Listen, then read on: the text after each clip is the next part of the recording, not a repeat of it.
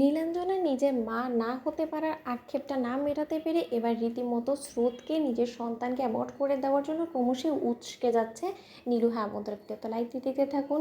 স্রোত হসপিটালে থাকাকালীন যখন নীলাঞ্জনা স্রোতকে কেবিনে একা পাওয়া মাত্রই বলতে থাকে যে, দেখ স্রোত, আমি এখন তোকে যে কথাগুলো বলতে চলেছি তাতে করে হয়তোবা তুই এটা বুঝতে পারিস যে আমি হয়তোবা মা হওয়ার সুখ লাভ করতে পারিনি বিধায়, এবং আমার মধ্যে কিছু ওই সমস্যা থাকার কারণে আমি মা হওয়াটা কোনো দিনও এক্সপেক্ট করতে পারবো না বিধায় আমি হয়তোবা তোর কান ভাঙানোর চেষ্টা করছি, কিন্তু তা নয় বোন। তুই তো খুব ভালো করে জানিস যে আমি অনেকটা পাল্টে ফেলেছি নিজেকে, এবং আমি তোর ভালো চাই বিধায় আমি কথাগুলো বলছি। তুই একটু কান খুলে শুনে রাখ। আমি জানি যে আমি সার্থকের সামনে কথাগুলো বললে হয়তোবা সার্থক এটাকে ভুল বুঝবে, এবং তার জন্য আমি এইসব কথা সার্থকের সামনে বলতেও চাই না। আমি শুধু তোকে বলছি।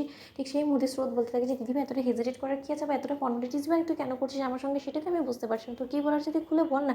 অন্যদিকে নীলু বলতে থাকে যে, দেখ স্রোত, তুই এত ছোটো বয়সে কনসিভ করে ফেলেছিস, সেটা বেশ ভালো কথা। ঈশ্বরের আশীর্বাদে তোরকে ঈশ্বর ঝুলি ভরে সেই আনন্দ দিয়েছে, সেটা তো সবার কপালে জোটে না। কিন্তু তার সত্ত্বেও স্রোত, তুই একবার ভেবে দেখেছিস তুই এই কম বয়সে তুই যদি মা হয়ে যাস তাহলে তোর উপরে কতটা দায়িত্ব চলে আসবে, এবং তার থেকে বড় কথা, তোর তো ভবিষ্যৎটা গোটা পড়েই আছে, তোর ক্যারিয়ার আছে। তুই তোর ক্যারিয়ার সম্পূর্ণরূপে উচ্ছন্নে তুলে দিয়ে তুই তোর সন্তানকে নিয়ে ঘর সংসার করতে বসে যাবি। তাহলে তোর স্বপ্নের কী হবে, যে স্বপ্নটা কিনা বাবা দেখেছিল তোকে নিয়ে, যে তুই বিশাল বড় একজন ডক্টর হবি এবং তোর নাম শহরের সকলে আনাচে কানাচে বুঝবে, সেই স্বপ্নটা কী হবে একবার ভেবে দেখেছিস? তোর স্বপ্নটা তো মাঝপথেই থেমে যাবে।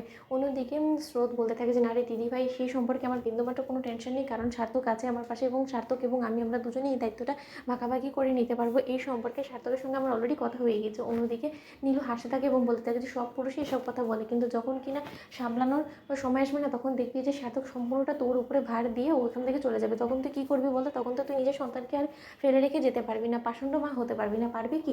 অন্যদিকে যখন স্রোত বলতে থাকে যে, তা অবশ্য ঠিকই বলেছিস, কারণ সার্থকেরও তো অবশ্যই অফিস আছে, ওর নিশ্চয়ই ওর অফিস ছেড়ে আমার পেছনে পড়ে থাকবে না, আমার সন্তানকে নিয়ে পড়ে থাকবে না। অন্যদিকে নীলু বলতে থাকে, তাই আমি বলছি সময় আছে, এখনও সেরকম কোনো কিছুই হয়ে যায়নি।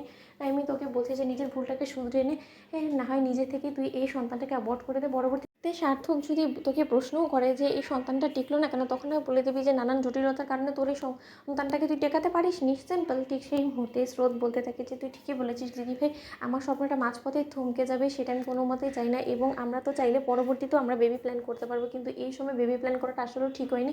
এবং তুই জানিস আমরা আসলে সত্যিকার অর্থে বেবি প্ল্যান করিনি। কী করে যে আমি কনসিভ করে ফেললাম সেটাও আমি বুঝতে পারছি না, কিন্তু তা সত্ত্বেও ঈশ্বর যখন আমাকে এত বড় একটা আশীর্বাদ দিয়েছে, এখন এই আশীর্বাদটাকে তো আমি পায়েও ঠেলতে পারি না। বল দিদিভাই, আমি এখন কী করতে পারি? অন্যদিকে নীলু বলতে থাকে যে, আমি যেটা বলছি তুই বরঞ্চ সেটাই কর। অন্যদিকে সেই সময় যখন সেখানে সার্থক চলে আসে, এবং সার্থক বলতে থাকে যে, সর্বনাশ করেছে, একা পেয়ে স্রোতের না আবার ব্রেন ওয়াশ করে ফেলেছে, স্রোতকে না আবার আমার বিরুদ্ধে উস্কে দিয়েছে নীলু। তো বন্ধুরা, লাইক এবং শেয়ার সাবস্ক্রাইব করতে ভুলো না।